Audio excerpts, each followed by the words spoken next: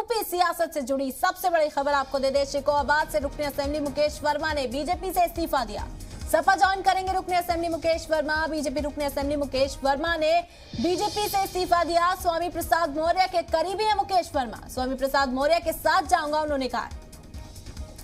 बड़ी खबर आपको बता रहे, यूपी की सियासत से जुड़ी इस वक्त शिकोहाबाद के रुकने असेंबली मुकेश वर्मा ने बीजेपी से इस्तीफा दिया। बता दें कि स्वामी प्रसाद मौर्य के करीबी माने जाते मुकेश वर्मा और उन्होंने कहा साफ तौर पर कि स्वामी प्रसाद मौर्य के साथ जाऊंगा।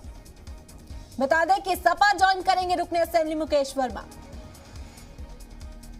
शिकोहाबाद से इस वक्त बड़ी खबर सामने आ रही है। यूपी सियासत में मुसलसल हलचल देखने को मिल रही है। सियासत गर्मा चुकी है। एक पार्टी से दूसरी पार्टी में रुकने असेंबली के जाने का सिलसिला मुसलसल जारी है और इस बीच शिकोहाबाद के रुकने असेंबली मुकेश वर्मा ने बीजेपी से इस्तीफा दे दिया।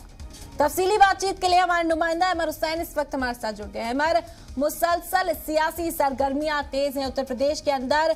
अब एक और झटका बीजेपी को यहां पर लगा। शिकोहाबाद से रुकने असेंबली मुकेश वर्मा ने भी अब इस्तीफा दे दिया और सपा का दामन थामने की बात कर रहे हैं। किस तरह से बीजेपी अब भरपाई करती नजर आई?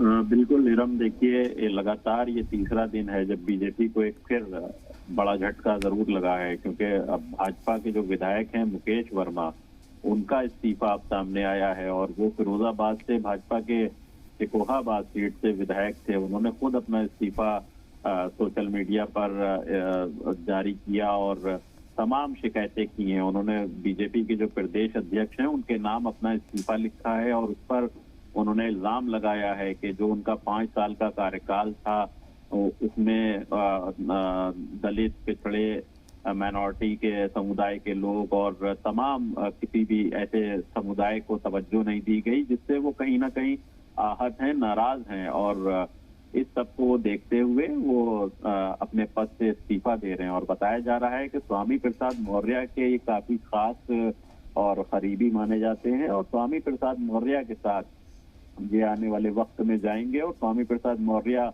का जहां तक अंदेशा ये पूरी तरीके से लगाया जा रहा है कि वो समाजवादी पार्टी में ज्वाइन करेंगे, तो समाजवादी पार्टी में इन विधायक का भी जाना अब तय माना जा रहा है, जिससे लगातार जिस तरीके से एक विधायकों के और मंत्रियों के इस्तीफे की एक लड़ी लगी हुई है, तो कहीं ना कहीं बीजेपी को ये तगड़े झटके जरूर लग रहे हैं और आने वाले वक्त में कहीं ना कहीं समाजवादी पार्टी को एक मजबूती जरूर प्रदान हो रही है और एक जो उत्तर प्रदेश की सियासत है वो उसमें एक चर्चा का विषय जरूर बना हुआ है। और 2022 के विधानसभा चुनाव से पहले बहुत कुछ अभी उलटफेर जो है इरम और भी देखने को मिलेगा। अभी इस तरीके की और भी खबरें आएंगी, इस तरीके की और भी सूरतें सामने आएंगी और उसका अब कहीं ना कहीं लोगों को इंतजार है। हालांकि जनता अब किस तरीके से 2022 के विधानसभा चुनाव में किस पार्टी को पसंद करती है और जो विधायक निकल के समाजवादी पार्टी की तरफ रुख कर रहे हैं, उसका कितना समाजवादी पार्टी को फायदा हासिल होगा और कितना